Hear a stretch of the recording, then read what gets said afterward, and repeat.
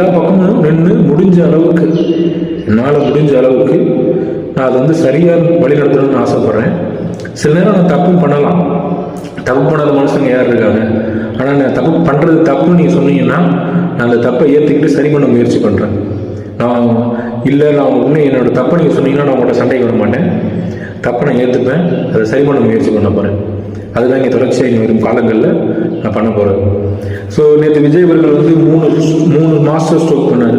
எனக்கு ரொம்ப பிடிச்சிருந்தது விஜய் அவர்களோட அந்த முடிவு. முதல்ல வந்து அந்த 500 யூனிட்டு உள்ளே யூஸ் பண்ணுறவங்களுக்கு 200 யூனிட் ஃப்ரீ. இது ஒரு சின்ன ஏமாற்றம் தான். ஆனால் நீங்கள் வந்து கரெக்டாக யோசிச்சிங்கன்னா வந்து அந்த 500 யூனிட்டுக்கு கீழே யூஸ் பண்ணுறவங்க வந்து பெரும்பாலும் நடுத்தர வர்க்கத்துக்கு கீழே இருக்கவங்க, இல்லை நடுத்தர மக்கள். ஸோ அவங்களுக்கு வந்து இது கண்டிப்பாக தேவை. ஆனால் இந்த மேல் தட்டு மக்களோ இல்லை நடுத்தர கொஞ்சம் மேலே இருக்கவங்களோ வந்து இந்த 200 வந்து பெருசாக எதிர்த்திருக்க மாட்டாங்க.